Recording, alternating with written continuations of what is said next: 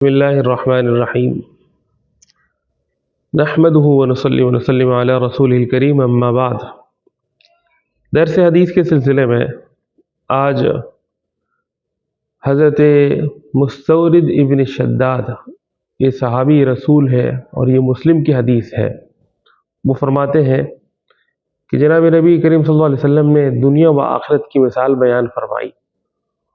ایک طرف دنیا کی مثال اور دوسری طرف آخرت کی مثال، اور اس کو سمجھایا اس طرح سے کہ آپ صلی اللہ علیہ وسلم نے فرمایا کہ تم میں سے کوئی شخص جو ہے وہ دریا میں انگلی ڈالے اور پھر انگلی ڈالنے کے بعد اس کو واپس نکال دے۔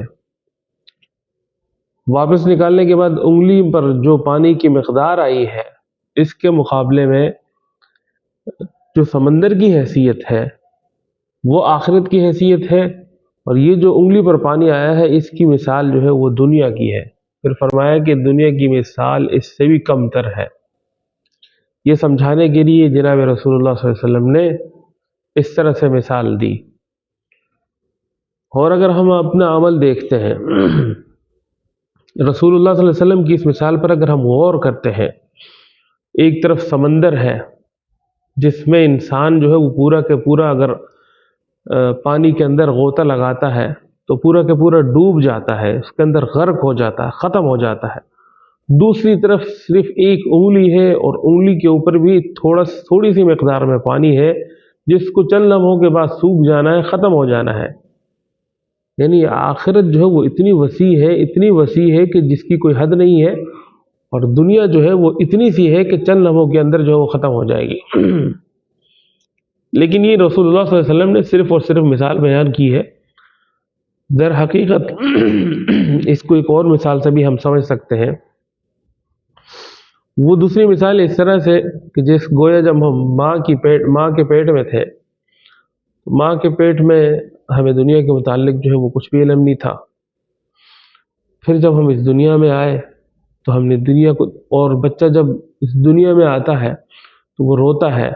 اس کے رونے کی وجہ یہ بھی ہے کہ وہ یہ کہتا ہے کہ جو میری یہ دنیا تھی مجھے اس سے کیوں نکالا جا رہا ہے۔ اور پھر یہاں پر آنے کے بعد جب وہ دیکھتا ہے تو پھر یہی کا جو ہے وہ ایسا عاشق ہو جاتا ہے کہ اس کا یہاں سے جانے کو دل ہی نہیں چاہتا۔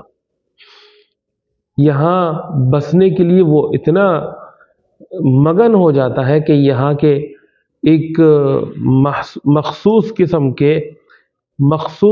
کا اس کا ایک دائرہ ہوتا ہے، اس دائرے کے اندر وہ رہتا ہے، اور وہ سمجھتا ہے کہ اس دائرے کے اندر رہتے ہوئے میں جو کچھ کروں گا وہ میرے لیے کامیابی ہے۔ در حقیقت جس طرح سے ماں کے پیٹ سے آ کر اس نے دنیا دیکھی، اس کے پیچھے پڑ گیا، اسی طرح سے آخرت کے جو حالات ہیں وہ جو ہے اس سے کہیں بڑھ کر ہیں۔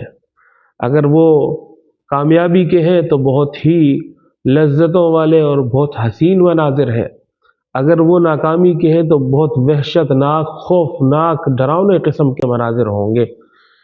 بہرحال اس حدیث سے تو ہمیں رسول اللہ صلی اللہ علیہ وسلم نے ایک مثال کے ذریعے سے سمجھایا ہے، لیکن اس کا ہرگز یہ مقصد نہیں کہ ہم دنیا سے کٹ جائیں، بلکہ ہم آخرت کو سامنے رکھ کر زندگی گزاریں کہ وہاں کی جو زندگی ہے وہ دریا کی مانند ہے، بہت وسیع ہے، نہ ختم ہونے والی ہے۔ ہمیں وہاں پر کامیابی ہو۔